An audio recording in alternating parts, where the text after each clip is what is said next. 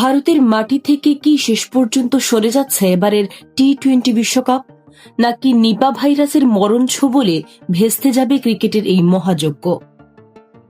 আগামী 7 ফেব্রুয়ারি ভারতে বিশ্বকাপ শুরু হওয়ার কথা থাকলেও পশ্চিমবঙ্গের বুকে নিপা ভাইরাসের নতুন সংক্রমণ এখন বড় এক দুঃসংবাদ হয়ে দাঁড়িয়েছে।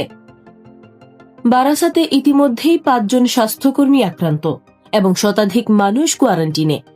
আর যেহেতু এই ভাইরাসের মৃত্যুহার 75% পর্যন্ত এবং কোনো টিকা নেই, তাই বিষয়টি আর কেবল গুজবের পর্যায়ে নেই।